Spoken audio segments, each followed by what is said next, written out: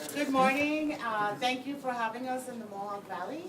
We are excited to be here. We're also in week 4 of the SIAT, so we're all a little punchy. But also very happy to be in Commissioner Vestido's hometown, as it were. Let me just quickly introduce the folks who are with me, and then I'm going to turn it over to you guys so we can get the presentation started. We have your hometown hero, Roanne Vestido, who's Commissioner of OGS. We have with us Matt Driscoll, who has a lot of titles right now. Presently, he's with the New York State Thruway Authority, right? Yeah. For today. For today.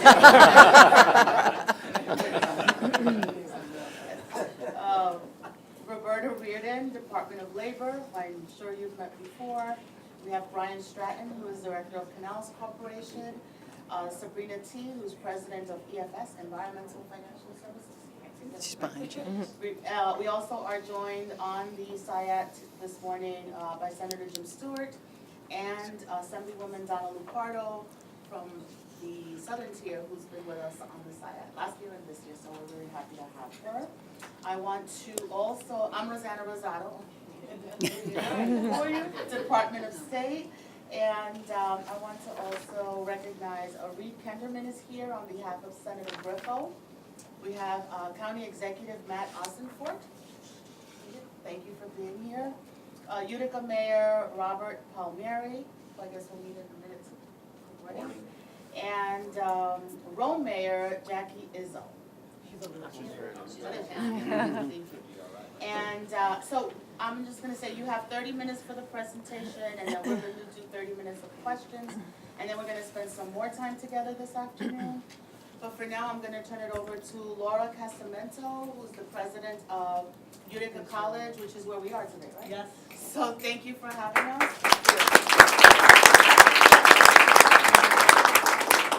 Good morning, everyone. I'm Laura Casamento, and I'm the president of Utica College. It gives me great pleasure, on behalf of our Board of Trustees, our faculty, and administration, to welcome you to the Clark City Center, affectionately known by our students as UC's downtown campus. For those who have a long association with Utica College or are familiar with the story of our founding, those words evoke a warm and nostalgic feeling. The college was founded just a stone's throw away from where we're standing here, just off of Oneida Square in 1946. But 5 years ago, the college had announced its intentions to expand operations and become part of both the renovation of this historic building and the resurgence of downtown Utica. We are very, very pleased, and I can tell you our students are thrilled to be a part of that resurgence. As a native of the Mohawk Valley myself, it gives me feelings of overwhelming pride and happiness to see UC once again having such a visible presence downtown. However, as you will see for yourself this morning, this initiative is not rooted in the past so much as it is focused in many ways on the future. Utica College is vital to the Mohawk Valley region and its communities. We take very seriously our role and responsibility as an anchor institution here. To that end, several years ago, in the process of reimagining how we teach and prepare the business leaders of tomorrow, the idea was sparked to locate our business school in the heart of the local financial district. That vision, with the unwavering support of our state representatives, Mohawk Valley Edge, the Mohawk Valley Regional Economic Development Council, and Empire State Development, has manifested itself in the construction of the spectacular Brennick Center for Business Education on the first floor of this building, as well as the dynamic teaching and learning facilities here on the fourth floor. Each day, hundreds of students across our undergraduate and graduate business offerings visit downtown to attend classes, increase foot traffic, and economic activity here. Hundreds more students access the facility using the advanced blended classroom technology. So allow me to demonstrate this technology quickly by doing a virtual roll call, if you will, of our participants who are joining us remotely. Can our partners from Montgomery and Fulton County say hello? Greetings. Hey. Development Director there in Montgomery County, and also an NPR and UC member. We also have joining us too is the mayor from the city of Amsterdam and a bunch of other folks from the two-county region. So we're happy to join you guys remotely for the presentation today. Great. Thank you. I'll actually stay out of their way. Can Schoharie County say hello? Hello, everybody. So I'm Jason Evans here at SUNY Cobblestone in beautiful Schoharie County with several of our students, faculty, and staff on a beautiful day. Thank you. And finally, can Otsego County say hello? Hello from Otsego County. Oh, There you yeah. go. From NYCM Insurance, joined by some of our employees at NYCM Insurance and Otsego County businesses. Great, thank you. They have the same. So I'm delighted that you have brought this group together this morning and given us the opportunity to showcase for you the Mohawk Valley as it's moving forward. And with that, I'd like to invite Mayor Palmieri. Thank you.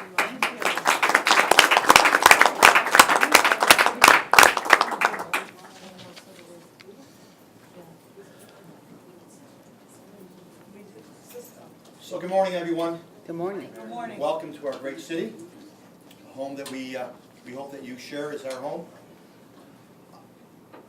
I'm told to keep this short, and I'll keep this as short as I can. But I got to tell you, the excitement and the redevelopment of this region is overwhelming at this point. And it's no coincidence that the governor, back in 2011, came out with the regional council. And in 2011, I ran for office and I won. In 2012, we started. And I can tell you at this point, you are in a building that is part of the regional council and what has done from the governor and the members here. We look across the street at a landmark building that was looked for demolition, that had been fused roughly $13 to $15 million. Hotel Utica, across from us, the Catholic bookstore, Rite Aid. We have over $200 million invested in our downtown because of the regional council. We talk about a harbor that will be a transformation of our great region. And what we're looking for at this point is attracting people into Mohawk Valley. And then we talk about Rome and the development and the partnership that we have. We talk about regions at this point that are looking. We are not only shovel ready. Once you walk today and you taste and you smell, you'll feel the excitement that has gone on. Last night, Utica Memorial Auditorium, known as the Adirondack Center at this point, again, with the help from the governor, it's transformation in the city. We talk about the hospital that will be coming, which will be a transformation of the region. So when I welcome you into an area, the Mohawk Valley, I'll be very parochial at this time. I don't think there's another region in New York State that can be highlighted to be the pinnacle of what the council and what the governor has done. We're beyond shovel ready. We are at the point of transforming a region, a very diverse region that people talk about not only within New York State, but globally. So today is a great day. I wish you taste the great foods. I welcome you into my city because I want this to be a city that you come to not only for today, some of you, as our commissioner, who was our queen, knows, but all the other members, Brian and Matt. I mean, this is a place that I think we have a transformation and we're looking very forward. And again, if you look at where this region has come from, and we've gone through some very difficult times, and Mayor Izzo will kind of point out at some point, we have never been at the point we are at this point of exploding into a region that will give us that type of not only state function, but throughout the entire country. As I always, and I'll leave you with this, I want to be this region in the city of Utica known as the best little city in America, and we have that opportunity today to do this. So enjoy. I'm welcoming you to my city, and don't let this be the last time you come here. Enjoy the Riggies, the Half Moons, cannolis that the governor always is looking for. And again, this is a great opportunity for us to for you to be able to share what this region is all about. So thank you. I now turn it over to the panel. Thank you, Mayor.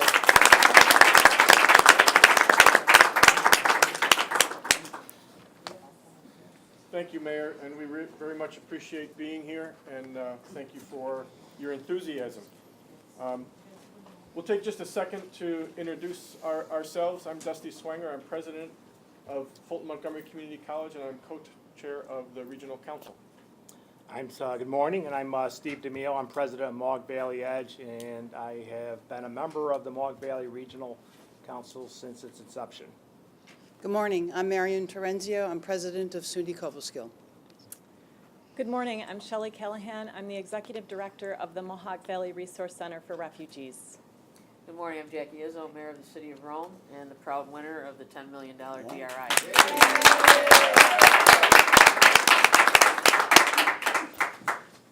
Good morning, I'm Mike Reese, Regional Director, Empire State Development. Well, on behalf of the Regional Council, I'd like to welcome you to Mohawk Region and the City of Utica, and we're delighted to have you here today. Today, we're going to talk, next slide, sorry. Today, we're going to have a conversation about some things that have been going on in our region. We're going to talk a bit about how far we've come since 2011, the challenges that we face, and more importantly, how together we're going to get through those challenges. And I would say that this council is working so well together to move the region forward. So over the next couple of hours, you're going to see a regional economy that was rooted in traditional manufacturing, but is transitioning to advanced industries and exploiting global markets. You'll see Rust Belt communities that are reinventing themselves, and not an easy task to honor their history, but imagine their future. And that has been a critical part of our strategies. You'll see the beginnings of life sciences emerging in our region. And you'll see a small region that is really becoming a world leader, and we're very proud of that. Next slide, please. So some numbers. Since 2011, we've had 462 projects in the region, developing about 7,000 jobs, with a $1.7 billion investment in the region, and $444 million of CFA awards. That's a 7-to-1 leverage, which is an awesome number in economic development. Next slide. Out of the 462 projects, just some updates. 32% are complete, 46% are progressing, 8% are awaiting contracts, and 14% haven't been able to move forward. But I would remind you that it's not just about statistics, it's about people. And today, you're not just going to hear from the panel. You're going to hear from some folks who have been affected by the CFA and process and by the changing economy in our area, like Kate Marcigillo, who was able to grow Stony Creek Farm thanks to help from a Food to Farm business incubator. That was in round 5. And Garth Roberts, who owns the American Hotel in Sharon Springs. And Sharon Springs has recently been written up around the world as a place to visit. Very exciting. Next slide, please. Of the 150 priority projects that we've had since 2011, 50% of them have been completed. 25% of them are in progress, but about 25% of them failed to move forward. But that's not the story we want to leave you with. Of those funds that funded the 25%, we often call those broken projects. The council has been able to reallocate about 90% of those dollars into other projects that have moved forward. So the council takes its stewardship of the state dollars very seriously, and between CFA rounds, we're able to, if a project isn't able to move forward, we're able to reallocate those dollars to prime the pump of further investment in our region. And Mike keeps us very well informed of projects and how they're moving along. Next slide, please. Some of the indicators that we think are very impressive that you can see there, but some that I'll talk about, our manufacturing exports have increased by 24%. Our agribusiness wages have grown by 20%. Advanced manufacturing wages have grown by 13%. Tourism wages have grown by 37%. And this is really, I think, impressive. The demographic of young folks is starting to turn. We were losing young folks in our region. We're starting to see gains in that. And that is not just because of jobs, but that's because we're working so hard to create cool places to live. The younger generation, they're certainly interested in living or working, but not if they can't be in a cool place. And that is happening all over our region, from Utica, as you'll see, Rome, Gloversville, Amsterdam. You're seeing changes all through the region as we look to the future. Next slide, please. In 2011, when the council was formed, we spent time developing a plan.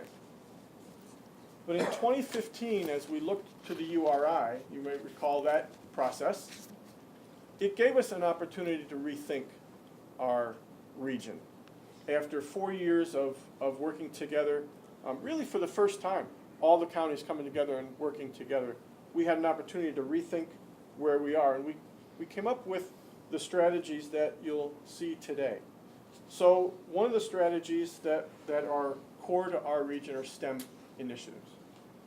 We picked STEM because we had some baseline here, but also because those wages pay about 1.5 to 2 times the average wages of the region. So bringing STEM industry really advances the region quickly. And when we talk about STEM industries for us, we're talking about advanced manufacturing, cyber and IT businesses, and unmanned systems, and you'll see some of that later today. We are talking about agribusiness, and that really is a reflection of our history in this region, that agriculture has a long history in our region. And by developing that business for the future really is moving us forward. And you know, everybody eats, and why shouldn't they eat food from our region? And what you're seeing in that is a burgeoning craft food and beverage industry. And we just had a discussion 2 days ago about the craft beer industry and how that's been moving forward and in huge leaps and bounds. And that is happening in our region as well. We're talking about tourism. And our tourism has grown tremendously. And the reason we picked tourism is there are a lot of really cool places in our region. A lot of history in our region, a lot of waterfronts, a lot of neat little downtowns, you know, that are really developing and becoming places from around the world that people want to see. And again, I'll just mention Sharon Springs, and we'll hear from Garth in a few minutes, but you can go to Sharon Springs and meet people from all around the world when you're there in little teeny tiny Sharon Springs, and I think that's awesome. Next slide, please. This year's projects, I think, have really a broad range and have a big impact on our region. There are 39 priority projects this year. 10 of them are focused on modernizing American manufacturing. About $8 million of our priority projects are in STEM industries, and about half of those are in downtowns. All 7 of our communities that requested DRI funds are in our priority projects to get something out of the CFAs this year. We have $7 million proposed in entrepreneurship and food processing projects, and about $3 million in opportunities for hard-to-place workers. That's a $154 million total investment with an 8-to-1 leverage of state dollars to private investment, which we think is very impressive in our region. Thank you, Dusty. Next slide. One of the key underpinnings of our regional strategy is the focus on building a STEM-intensive industry base or advanced manufacturing. And that tagline above there from our site selector community tells it all, that in all the siting decisions they do across the globe for advanced manufacturers, or whether it's a high-tech or traditional manufacturers, you know, they focus in states and communities that either have the attributes that are necessary to support that type of investment. So if you aren't advanced, you aren't manufacturing. Well, I'm here to tell you that we are advanced and we are manufacturing. And the guiding principles of this strategy, which are supporting that initiative, are focused on key statewide and regional assets. Those guiding principles include, along the I-90 corridor, you have three integral R&D assets: GE Global Research, SUNY Poly, and the Air Force Research Laboratory here in Rome. They are pivotal in terms of supporting and driving our regional strategy. New York State's blessed in having an impressive array of public and private universities. They either support R&D investments or are very connected in terms of supplying the talent that drives an innovation economy. We also have a very impressive community college system here, which is really at the front door of supporting a lot of the workforce development and the training and retraining needs to support our manufacturing and our economy. And New York State's also blessed from the standpoint that we've always been a cradle of innovation. So a lot of the industrial base that is here and continues to thrive is a magnet for attracting new investment and also supporting opportunities to support local business expansion here. And a large part of our industrial base has a strong export content. So we feel that the ingredients to support revival of this region is already in place. Two of the critical projects we want to highlight: Danfoss, which is an example of a foreign direct investment. They are located in the Quad C facility here. They came here basically because of the partnership with General Electric, SUNY Poly, and GE Global Research here in terms of producing the next generation of materials for advanced electronics. So they are doing packaging for General Electric, but they're also bringing three other product lines here to support their own growth of advanced electronics operations here. And then we have companies that have long-standing roots in this community. Pacemaker Millar is over 100 years old, and they are joining in the economic resurgence of this area by they're proposing an investment in historic Bag Square with a new steel and piping distribution center here so that they can continue to grow and prosper and be part of the next generation of economic successes in this region here. Next slide. So if the technology works, I'm also want to focus a little bit on things we're doing from an education and workforce development standpoint. And it's my pleasure to introduce Ben Atwood and Mary Hayes Gordon from Utica College to talk about the Young Scholars Program, which we're all very proud of. Good morning, everyone. Thank you for having us. We're very excited to be able to tell you a little bit about what Utica College and the Utica School District is doing through the Young Scholars Program to educate our students for these 21st century jobs, especially in the STEM and STEAM fields. Ben and I spent a lot of time directing and organizing programs for the students. And as far as STEM learning goes, our students actually start their STEM and STEAM learning the summer before they start 7th grade. They attend a summer program where they study math, science, and English, and that's 180 to 190 students on the Utica College campus throughout the month of July. We then build on that program for our high school students, our 10th through 12th graders, and they attend what we call our Teen Scholars in the summer. This was our 4th year of Teen Scholars, and here's some of the outcomes that we're seeing with our students. We began with 75 the first year, then right-sized it to about 45 to 47 each summer. They're taking classes on the campus with college professors in computer science, microbiology, and physics. So the visiting artists come, and what we're seeing is that students who participate in our STEAM Scholars Program are more likely to take higher level math and science classes. We see an increase in the number of students who take math and science classes beyond those that are required for high school graduation. We see an influence on their college choice, their college majors, and their career choices. We have one young man who did 3 years of our STEM Scholars, and he was accepted to several colleges, and his acceptance letter from Hamilton College specifically mentioned his STEM Scholars experience as being influential in his acceptance. That young man actually decided that he would attend SUNY College instead because it had a much larger number of STEM and STEAM-related majors. One of the other things that we are seeing with our students is working with a traditionally underrepresented population in the STEM field. We have a lot of what we would call STEM literacy. Students come out of this month of programming 100% say they have a greater knowledge of what jobs are available in these fields and what is required to get this job. Many are surprised that you can get a good assessment job with an associate's degree. We also see that 100% of them say that they increase their knowledge in the STEM field jobs. 80% say that they would do this program again because they get so much from it.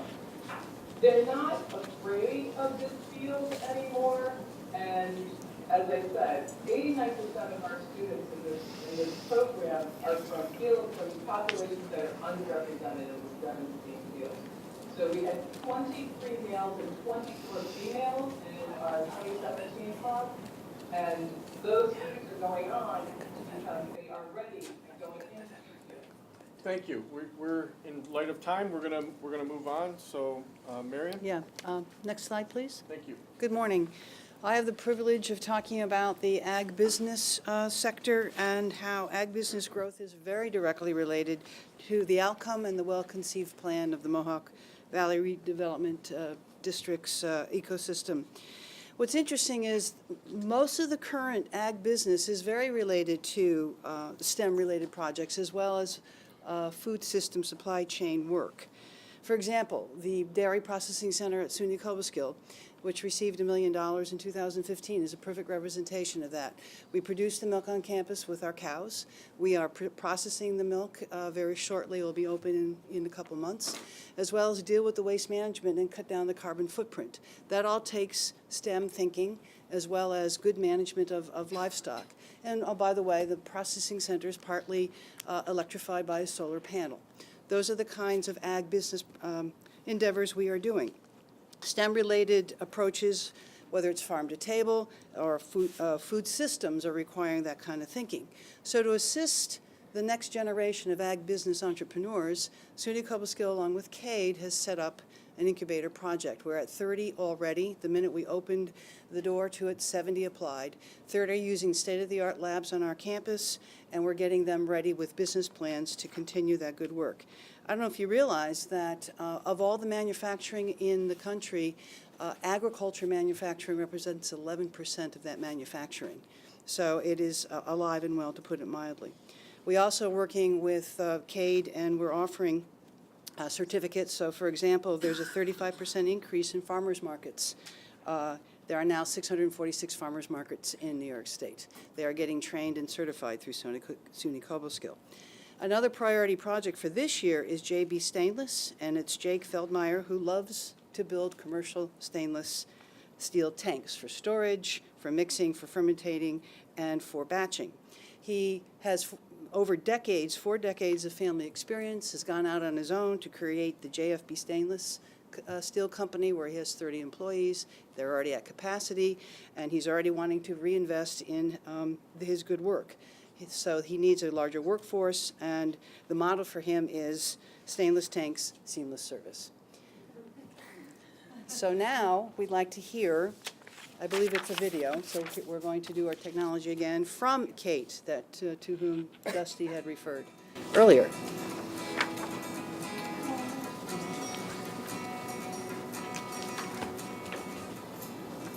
Our 20C kitchen came about as a way for us to value add to parts of the animal that we do not, and we have been unable to make use of. So we raise animals out on pasture, which means we end up with a lot of bones, a lot of fat, a lot of organ meat, maybe at the end of the season. So years ago I began making broth. We end up selling our broth and our soups now to locals and also to our New York City clientele that are already buying our meats that we deliver to their homes. We're excited about being able to expand to be able to sell them these soups, these bone broths, the salsas, lard, pestos. The FFBI helped me really put things all together and make a solid plan so that I feel like our grant was accepted. And now here we are. A year down the road, we're going to be selling all of these amazing soups and broths to New York City customers, and we're actually even been able to employ somebody here helping me cook one day a week. Okay. Next slide, Shelley. Shelley. Thank you. As Dusty mentioned earlier, tourism is a regional priority here. Visitor spending in the Mohawk Valley has grown 24% since 2011, outpacing every other region in New York State. And I want to emphasize again, outpacing every other region. We are making places great again. How? We are uniquely industry aligned, based around craft brewing, craft foods, and farm-to-table movements. We are place-focused, largely anchored by our downtowns and main streets.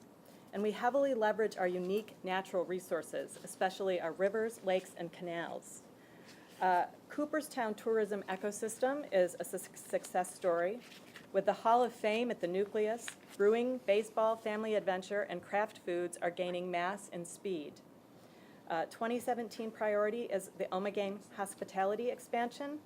And case in point, they've expanded their shoulder season capacity for beer, tourism, and special events, expanded the ability to serve cafe guests, expanded retail capabilities geared towards beer tourism, and enhanced views of our beautiful upstate surroundings.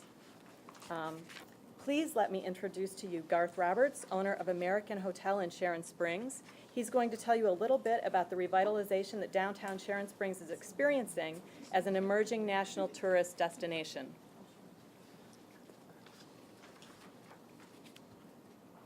Oh, don't see. Can't hear him. I'm Mayor Plummer, and I'm Garth Roberts, co-owner of American Hotel in Sharon Springs. Nice to be here. The real public a little bit about us, but I won't prep. We bought this 1840s National Register in 1996, and after It's not working. 5-year renovation, Sharon is a benefit for Springs, and I know it's unique to us as well. But how historic preservation and has an economic development as a lot of community. So, as a lot of you know, Sharon Springs is an exciting place to be right now. We have a lot of exciting things happening, and thanks to many of you in the room, we're finally getting some mental health. Currently the largest and fastest growing lifestyle brand in the country. We have the historic Clinkart Hall being restored right across the street from the American as well, that is being turned into an art center. And down the street, of course, we have the $10 million restoration of foreign and domestic. They also intend to do a $5 million restoration of one of the historic hotels here. It's hard to cut them. So, Thanks, guys. Gotta move on. Thank you. And Guys, you're the wrong ones to just a cut little off. demonstration of bandwidth that needs to happen. Yeah,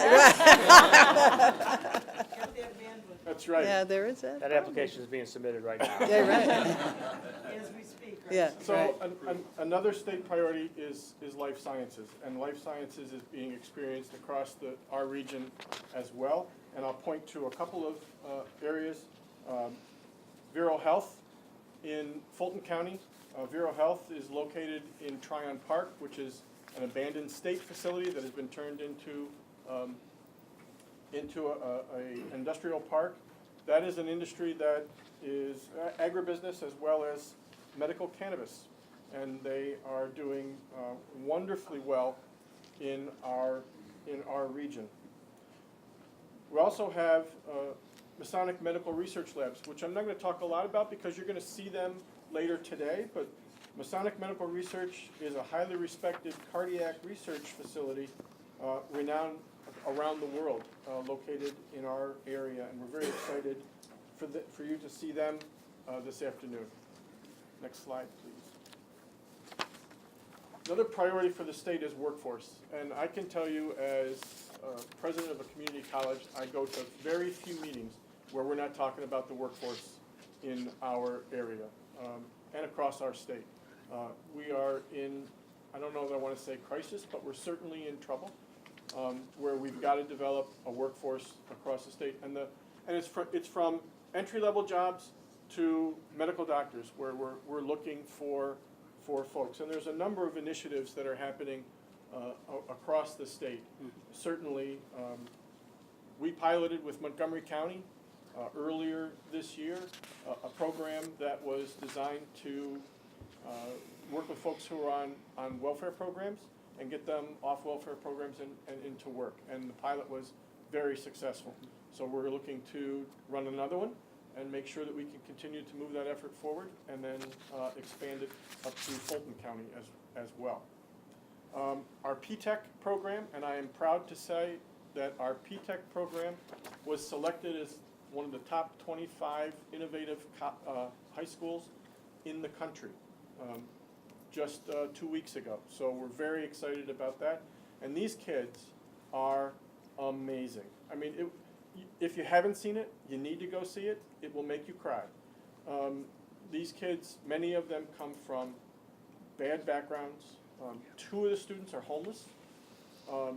Two others, their parents have drug issues. And these kids are trying to pick themselves up and move on. And they're doing amazing work, just amazing work. And we're very proud to be part of that. And you're seeing all across the SUNY system, as well as the BOCES, an emphasis on mechatronics. And that combines mechanical technology and electronic technology, because that's where the advanced manufacturing is going. And you're seeing that kind of investment on our campuses and around the region.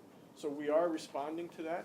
It's a difficult task, but one that we continue to work on very diligently.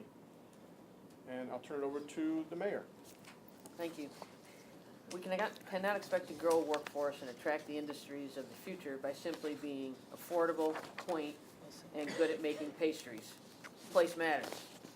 Our number one challenge is reversing 40 years of decline, starting with our downtowns. The DRI is a game changer for Oneonta and Rome, specifically conceived to help us meet this challenge. Our city is resolved to take control of our future and realize our full potential as a sustainable, intelligent city. The DRI team envisions a re-energized urban nucleus through laser-focused investments. Over 40 years ago, the city of Rome reworked its downtown through urban renewal. In September, Rome was given another unique opportunity to transform its downtown as the winner of the Downtown Revitalization Initiative. $10 million will change the game, not just for Rome, but for the entire region.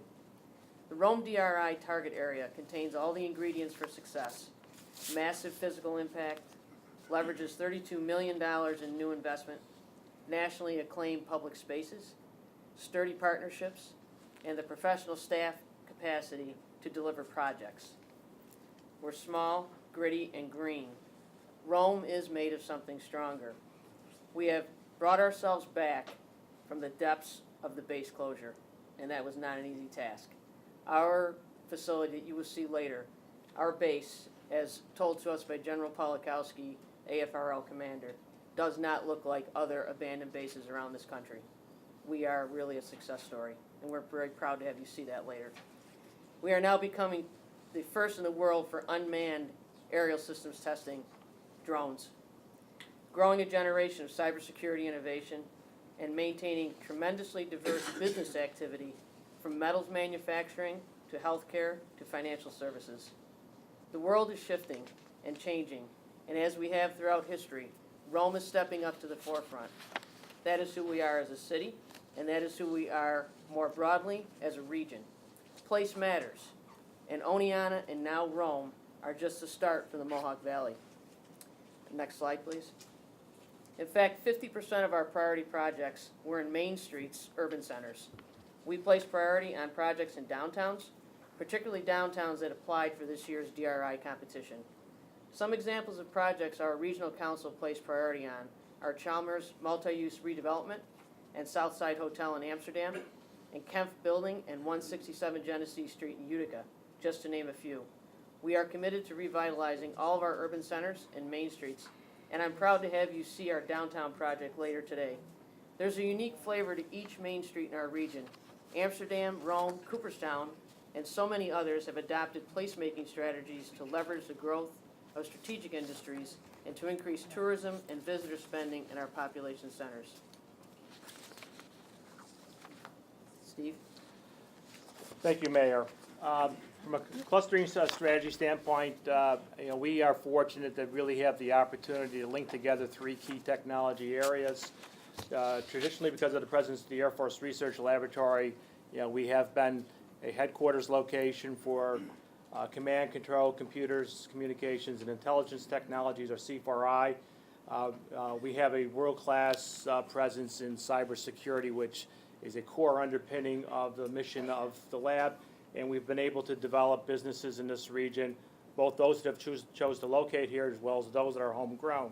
AIS company is grown out of the laboratory. Andrew Computational Science is grown out of the laboratory. So that's a key part of a growing and thriving technology base. I've talked a little bit about the investments that are taking place at SUNY Poly, and I'm really pleased that you're going to have the opportunity to go to the Nerve Center at Griffiths for UAS Technologies as one of the 7 test sites in the nation. We are doing over 1,100 tests a year for UAS platforms, soon to be doing testing for the logistics and distribution industry with Walmart on their delivery system that they're looking to test out.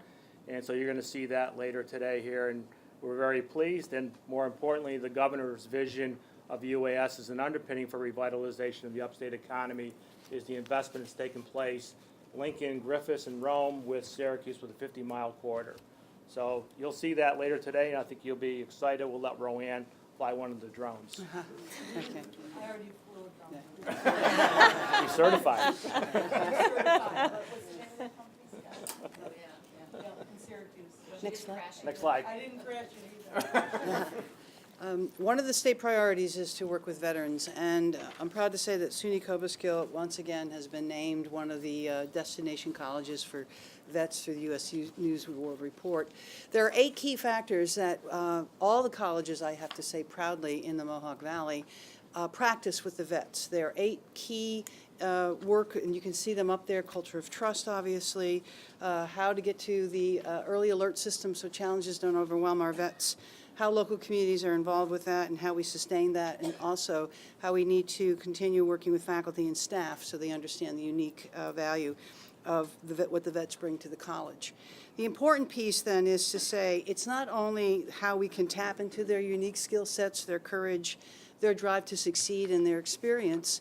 We have to also align their uniqueness to a success story. And we do that in Mohawk Valley by making them something stronger. Thank you.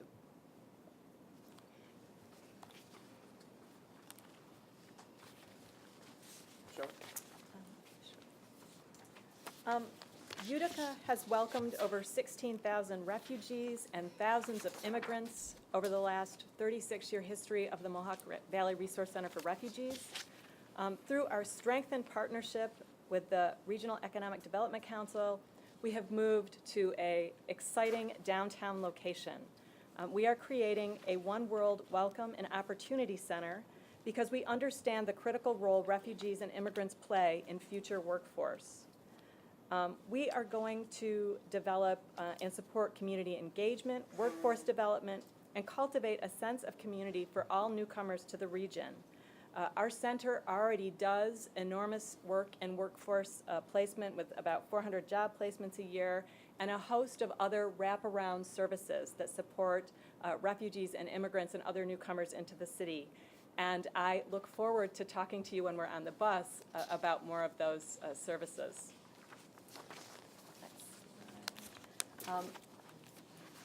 We're going to show you a quick video.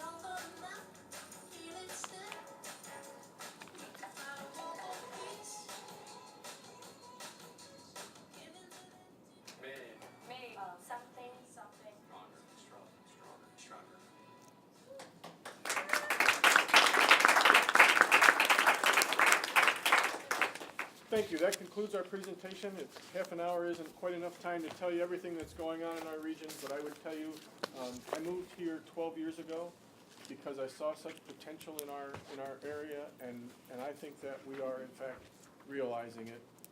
We've got more work to do, but I think we've got a great council, and we appreciate the state's efforts and the governor's efforts in moving our state forward. So thank you so much. I was in Rochester for a while, and I moved here from Pennsylvania.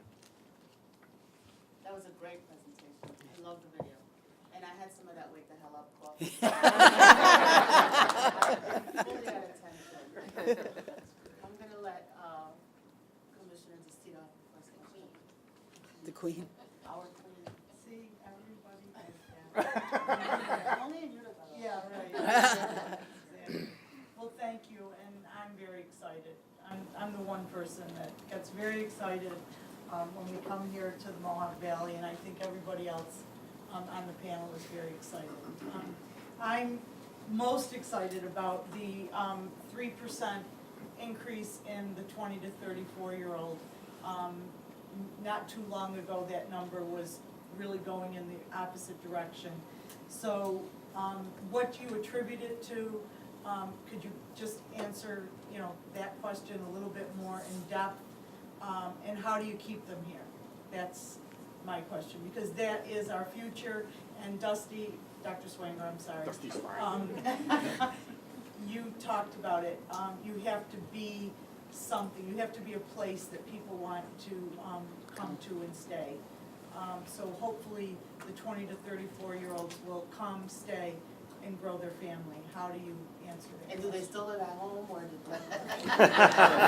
Well, Roanne's son bought a house, Do so they ever he moved out. They did. I think it's the attention that we're making and paying to place. I go back to a story that when we opened up a Moe's in Amsterdam, the weekend that they opened up, walked in to get lunch, and I was standing behind a group of 20-somethings. And they walked in and they said, finally there's a place for us. It was, it has a cool atmosphere, it has a vibe that maybe some of the other restaurants in the area don't have.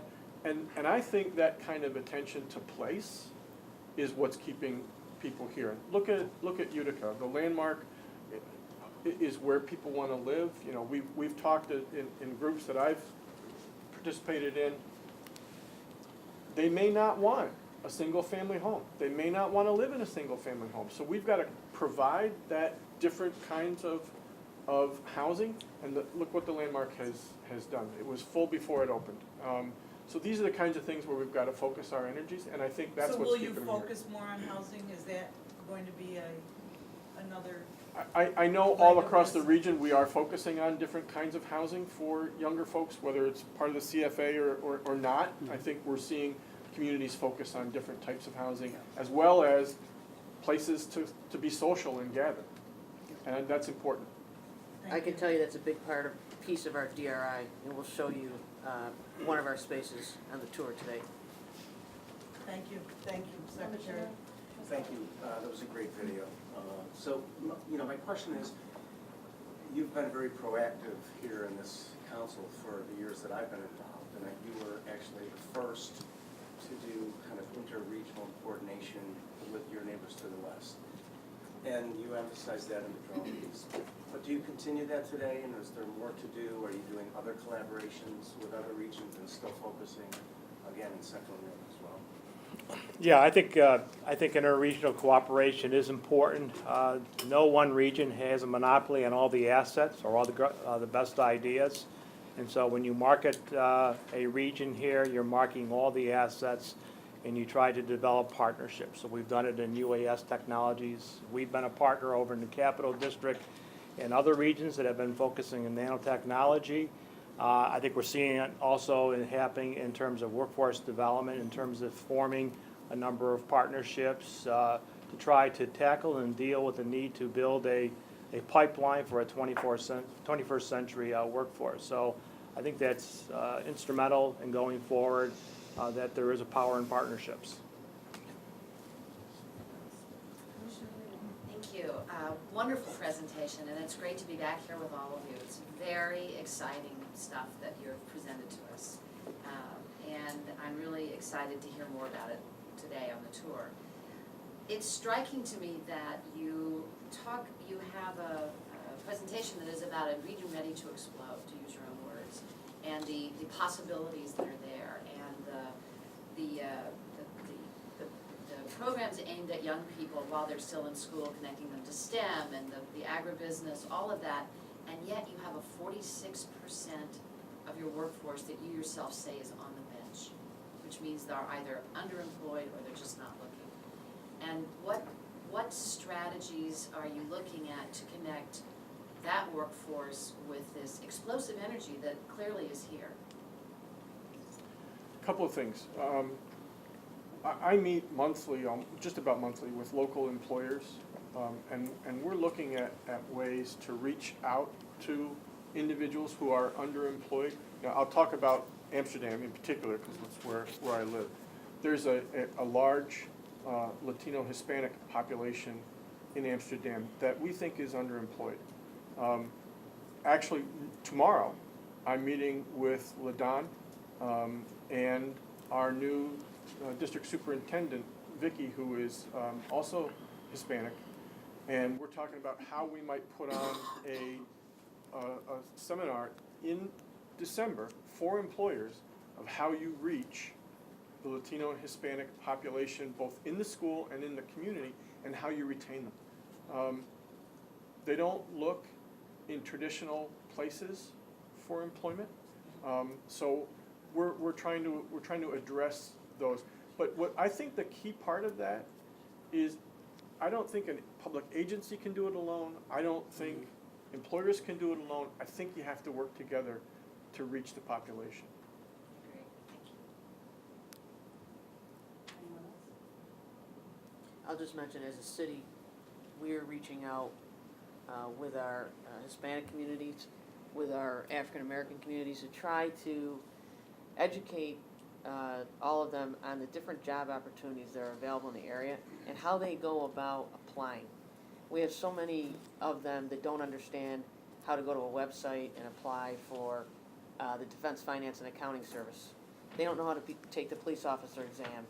So we've done a lot of outreach, and this year our police officer exam is we're gonna have a record number of people, 240 people. And a lot of it's due to the outreach we've been doing all across the region, even down into Dusty's areas, even into Cobleskill area. So we're trying to take the first step in doing that, and we're trying to involve our employers at the same time to do this type of outreach. We've got a church that does that as well.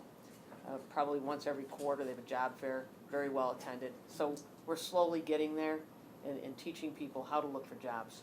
Just to add to that, we're also looking into non-credit, what we're calling micro-credentials, because one thing is happening is the adults may have some college or they may not have any and don't know how to access the system. So where can we build the non-credit experiences, get them certified, and then bring them into, if they want to go on, what we call to a stackable program, where that will now count towards another kind of certificate, whether it's a bachelor's or associate's degree. So all of that has to happen, and then how do we say that counts? And how do we pull that experience in appropriately so they don't also waste time?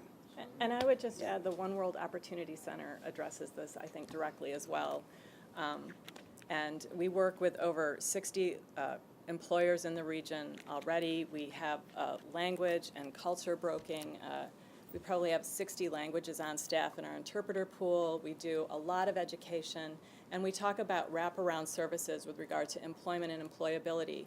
So we're addressing the barriers that people bring, no matter what their experience or background is. And we're experts at doing that, and I think it's going to explode with this region. I don't want to spend a lot of time on that issue, although we could go, we'll take it up on the bus. But are you saying that of the 46%, the majority of that is Black and Hispanic? Because then I think that's a bigger issue, right? But I that's am not saying that. Of this council, so we'll talk about it on the bus. But I'll turn over to Sabrina. Thank you. Great presentation. It was really, actually very interesting. I love the focus on, on everything that's happening here. What I did find interesting, though, that looking at your list of priority projects, that of all of them, the one with the highest level of recommended funding is Solarium and the Addiction Treatment Center. And I thought that was particularly interesting, given the background of, the heroin epidemic sort of impacting the whole state, right, in every area. So I thought that was an interesting focus. And I was wondering if you could just tell me a little more, tell us all a little more about that. I'm going to turn that over to Mike, because he's got more of the details of that. Yes. We felt that was a great project coming out of Herkimer County. We don't have a treatment center in our region right now, so when people need to have treatment, they leave our area to have that treatment. There is an existing facility just north of the village of Herkimer that used to be used as a senior residential facility. It's going to be taken over by the Neighborhood Center, an organization here from the city of Utica, Oneida County, to run as an opioid treatment center. We're very excited about it. It not only helps us with this problem of addiction and treatment and getting these people back into our society, but it also, as an economic development project, will create an additional 47 jobs in Herkimer County. So we're very excited about the project. Thank you. Thank you very much. Great presentation. Outstanding. I've been counseled not to talk too much about canals. There's no water in it. Talk about the canal. Oh, I'll talk about that. Thank you. How could I not come to the Mohawk Valley where the canals were born? Because it was in Rome, 1817, that we began building That's what she wanted. the Erie Canal. And we were here Monday. I was here Monday. I'm sorry, Secretary, we missed the Midwest tour. We were here Monday to talk about the tremendous economic impact of craft brewing in the Mohawk Valley region, and specifically within canal communities, which makes the canal communities cool and great places. So it is an economic catalyst, and I did stay in the fabulously refurbished Hotel Utica, great job there, and had dinner at Ocean Blue. So it's both fantastic. And Mayor Izzo, we could not be more proud that Rome has won DRI, another great canal place. I'd like to find out, in addition to Oneonta and Rome, what are we doing in other major population centers, Sharon Springs, Amsterdam, Gloversville, Cooperstown, to make them attractive places for that coveted 20 to 34-year-old. Really make them, they all have the opportunity to be DRI kind of contenders. But what are we doing to actually support more of those so we can repeat Rome's success and repeat Oleana's success? Well, I think you'll see throughout, they may not be priority projects, but you'll see that we encourage our communities to take projects out of their DRIs and submit them as separate projects to be funded through CFA. And a lot of them are focusing on, I think all of us are focusing on the fact that we've got to encourage these younger people to live in our communities because they're branching out. They're living in Onondaga County or they're living somewhere else where I think it is cool. That's the only word to use. So, and so it's up to us to do that. I think the other communities are trying to follow our lead as far as refurbishing old sites. All of a sudden, a factory building is cool now to live in. So I think that you'll see some of those types of things. You have to think about living in a different sense. So there's a lot of developers coming through here, I know not just through Utica Rome, but through the region, and they're all looking for the same things. They are looking to repurpose older facilities for loft apartments, living spaces that these people want to be in. And then, of course, there's new construction. We've had success with new construction in Rome of luxury type apartments that the younger professional really wants with all the bells and whistles and no responsibilities. So I think you'll see that happening throughout the entire region. If I may, I just want the rural elements of the Cobleskills of the world, where you have a college, we're creating a vibrant college town, and you have to look at it differently than not only see the big centers, but there's a way where the town and the college in particular can blend as one to make it a cool place. So I think the beauty of the Mohawk Valley is the diversity of how you do that. And I think that adds to the 3% increase. It's not just one kind of young person population. How does that across the region? So even Cobleskill adds to that number.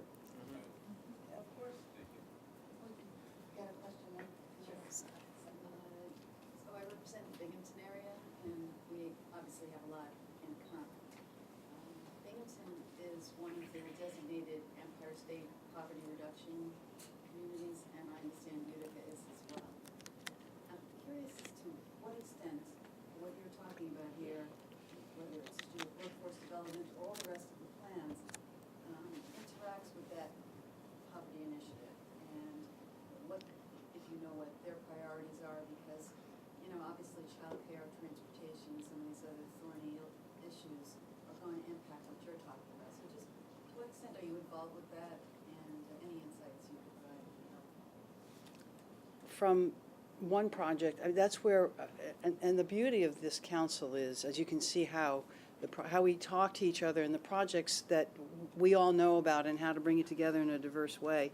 So I think it's going to be by each character of the place. So for Cobleskill, since the resource is the college, and there's a whole piece in there about the Institute for Rural Vitality, that you have to look at all sectors of life. So you heard a cool place to live, the creative placemaking, the health and well-being of the population, the incubators to bring in more folks to get the skills they need. It's a varied approach, and it has to be. And if you don't look at the other needs of the community, the health and the well-being, the pipelines that the colleges and the PTECs are doing, that's how.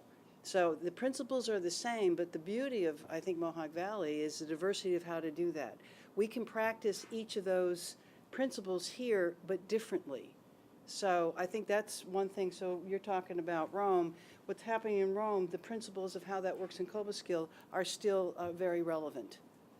I think, there's a coalition for lead that's run through the Community Foundation of Oneida and Herkimer counties. That's a large coalition that involves all of our region. I know there's another anti-poverty initiative being run here in Rome, or in Utica. Yep. Yep. And $1 million, Rob? I It's think. a little over $1 million, and at this point, I think, to your point, is poverty is something that is all over. And the Esprit, what we're doing is bringing people together, and not us telling them how it's gonna happen, or how it makes it better for them, is talking to the people that, have built the foundation from poverty to going to a different level. And that's the fact that you're having meetings, you're having open conversations. They have to be part of where we're going to. If they're not, it's just a bunch of people talking about something that we have no understanding or no idea how to help and how to grow. And the Esprit, again, that is the governor's program at this point. He recognizes it, and we can see that it's going to be a valuable tool for us as we move forward. We looked at a little bit at Rochester, and every community is a little bit different. And I think going back to the secretary is the fact that we have to bring hope to the people, and we have to engage with the people. And if we do not do that, then we will be having this conversation over and over again. And it takes small steps, but it takes a group of us to change the impact. And I can only tell you from the city of Utica and with Shelley is the fact that if you want to change the complexion of a city, they have to be part of the city. So we have gone out with our codes department, and because our Burmese population, our Latino population, our African American population, our Bosnian population, we have hired, and it's taken some time to hire these people, but it makes a huge difference when you're on the streets and they're talking in a language that they understand. They feel that bridge, they have communicated the understanding. And that's what I think we're all trying to accomplish at this point, is build the bridges for the future of our great city, not only in Utica, but the Mohawk Valley. We're very diverse. And link it up to all of that. That's exactly the linkage. It's all the partnerships that you have at this point. Thanks. We have about a minute, but I want to let the senator get a question in. Okay, very briefly. Just one comment to Mayor Izzo. You mentioned the millennials want housing with bells and whistles and no responsibility. Some of us older. Absolutely. Don't limit it just to millennials. But my Senate district traverses 4 different economic councils and regions, and although I'm a resident of the Mohawk Valley, and so I'm very impressed with the presentation that we've heard here today. The word diversity has been mentioned a number of times in a number of different ways. And it's somewhat surprising in an upstate region like this to have a diversity in terms of our population, but also there's great diversity in our economic development strategy. We're not putting our eggs in one basket at all. Everything from STEM to agribusinesses, tourism, and everything in between. And that's very impressive. And my question is, one of our greatest assets here in this region is our higher educational institutions that we have. And speaking of diversity, we've got public, we've got private, and community colleges, 4-year institutions, 2-year institutions, the whole thing. Can anyone, just within the minute time frame, talk about how we are utilizing this great asset that we have in our higher educational institutions to meet our economic objectives? I would, in a quick minute, I would tell you that not a day goes by that I'm not involved in the community. And I have mixed feelings about it. It takes me away from the students who are awesome and I love, but I'm out with businesses, I'm out with our elected officials. We're talking about how we move the community forward, and how many times do we get together and talk about all kinds of initiatives that move the community forward. And I'm not unique. Marion would say the same thing in her community. We're very involved in trying to move the economy forward, in trying to, not just economic development, but community development in a number of ways. And we're positioning our institutions to address not just the needs for today, but for tomorrow. And if you look at the statistics, we are going to become a more diverse community as the years go by, and we are positioning our institutions to to address those needs as well as the economic needs. You know, I put a clean room on my campus that addresses the needs of global foundries and other industries, and we're constantly updating. It's a challenge. You know, running a college today is different than it was a few years ago when you could give somebody a marker and say, have at it, where now, you know, technology in every room is critical. And that you know, we'll talk to you about that in budget time, but that. That's what I want to add to the budget as a closer to say, look at the projects we're asking for when we come to you and others. It's community partnerships.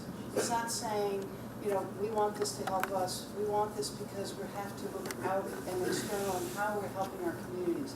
Just even look how we ask for partnerships. I think that tells you how we've changed our mindset. Senator, you'd be happy to know I met with a developer yesterday to address your age group. Bells and whistles, no response. Mayor, be very careful what you distinguish. It's discrimination. So I have to wrap up, but we're gonna continue the conversation. Most I wanna say thank you for a great presentation. I wanted, two things on the Esprit, which I'm glad we were talking about it because I've been co-chairing that with Frank Barrett in the governor's office. And one of the great things about the Empire State Poverty Reduction Initiative is that we will come back, the 10 regions, and share, you know, all the ideas and kind of look at best practices for how we, I mean, everybody wants to solve poverty, but this is just a step in terms of what are the, you know, kind of what, in the same way that we've approached veterans, for example, you know, how we work with communities so that they have a voice. But also I want to, as the prerogative of the chair, to say that we've been all over the state over the last 4 weeks. We have another week to go. It's Long Island and New York. But I want to say that leadership is also a very important thing. And so to have all the mayors here, to have the county executive here, we haven't seen that everywhere. And I think that says something about this is a special place. Unless it's that Roanne can fill the seats. Hero, I'm really impressed to see all of you here, working really hard, and to see how proud you are of the Mohawk Valley. So I look forward to seeing you this afternoon.